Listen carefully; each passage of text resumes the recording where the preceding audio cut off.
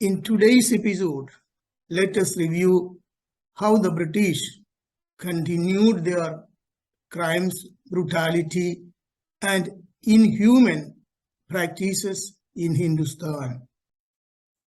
As the people could not pay the exaggerated taxes imposed by the East India Company, and as they were constrained to sell what all they could produce at the least price which was decided or determined by the East India Company, and they were constrained to buy the basic necessities for day-to-day life, paying high prices, which also was decided by the East India Company, as local rulers were either constrained to surrender or were killed.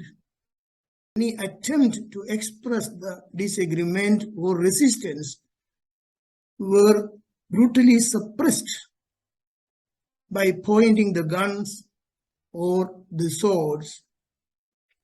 The people of Hindustan, who lived in abundance, peace, and harmony, began to become poor day by day, as the industries were totally smashed systematically, and the benefit of the agriculture was only for the British, and as the people of Hindustan were constrained to work as slaves for the least salary paid by the East India Company, the people of Hindustan could not survive the intentionally imposed famines.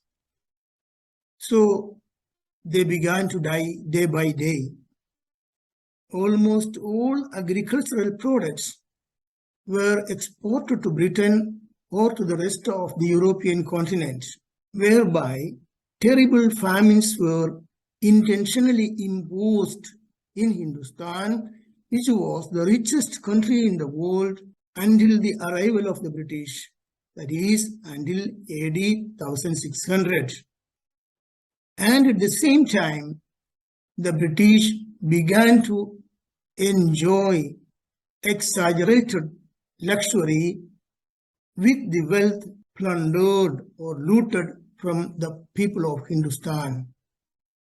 As Hindustan became increasingly crucial to British prosperity, several millions of the citizens of Hindustan were neglected and abandoned to slow death in terrible starvation, while millions of tons of wheat and rice were exported to Britain. As a result of this systematically programmed practice, a series of terrible famines were intentionally imposed in Hindustan. And the most important, the most terrible of those famines were the Great Bengal famine of 1770 to 80, the Madras and Chalisa famine of 1782-84, Doji Bara famine of 1791 to 92, Agra famine of 1837 to 38, Upper Doab famine of 1860-61, Orissa famine 1865 to 67, the Southern India famine of 1876-77, the Great Indian famine of 1896-97, Second Bengal famine of 1943 to 44. The years indicated against each of these famines were the period during which the death toll was the maximum. And all these famines never ceased completely.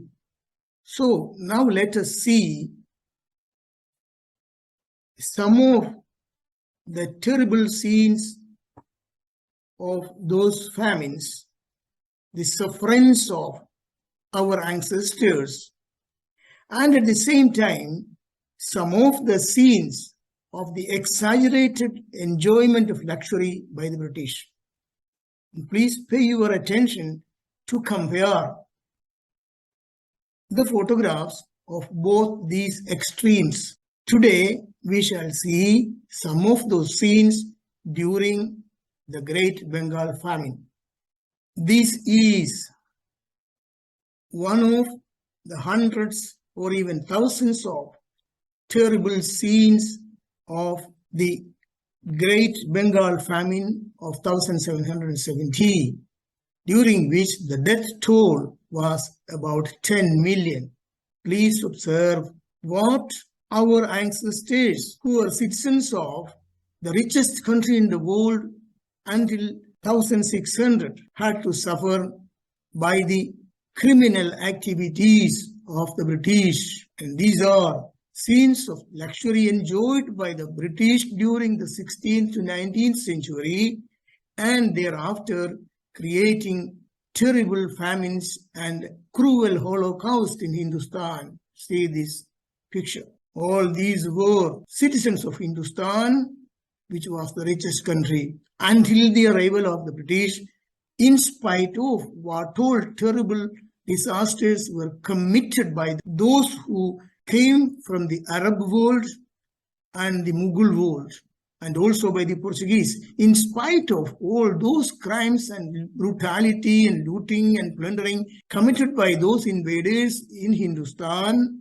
until 1600, the nation was the richest in the world. We have seen this fact through the affirmations of famous historians and authors and philosophers who really analyzed the history honestly. And here is an example of the exaggerated luxury enjoyed by the British with the wealth deprived from these people. This is another scene of the Great Bengal Famine. Please note the situation. These photographs are self-explanatory. No extra explanation is necessary.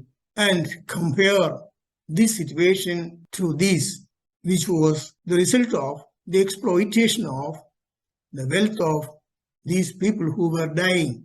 Here we have another scene again of the Great Bengal Famine, and compare this situation to this one, which was happening at the same time. Another scene from the Great Bengal Famine. I hope you can see well and understand what this photograph is about. And remember, the death toll was about 10 million. So these type of scenes were quite common. And compare this reality which happened to the richest country of the world until 1600 due to what was going on in Britain at that time by looting the wealth of these people who were dying or destined to die terribly and slowly by starvation. Another scene, similar terrible scene of the Great Bengal Famine. And compare this situation to pay for this situation. Just watch and make your own affirmations. Again, another scene from the Great Bengal Famine.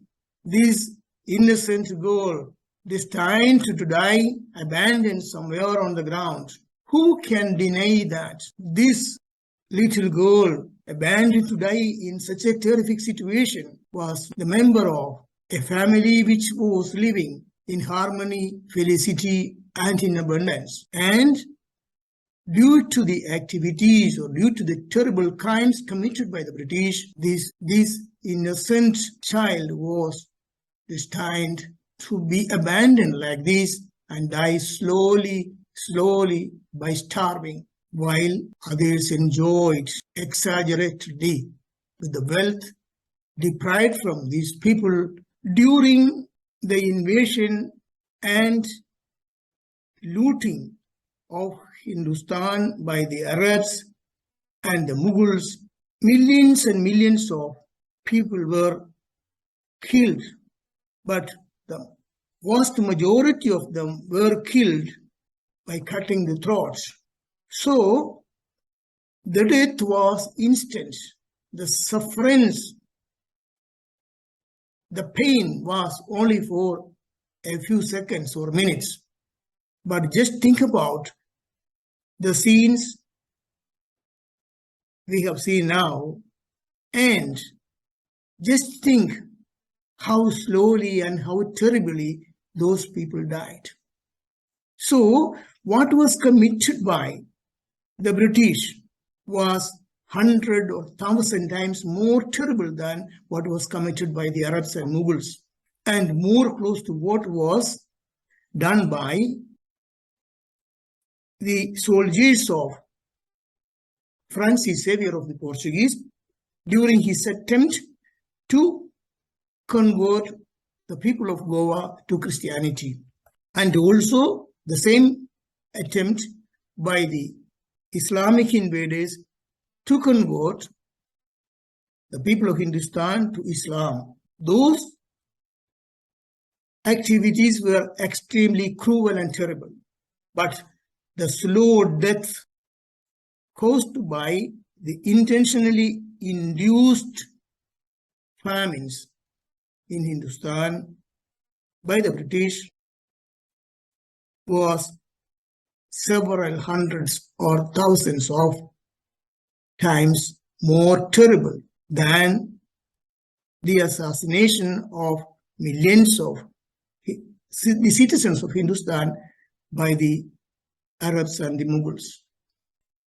In the next episode, or next episodes, at least 3 or 4 of them, we will be continuing to examine the situations happened during other famines, which you have seen in the list I have presented today.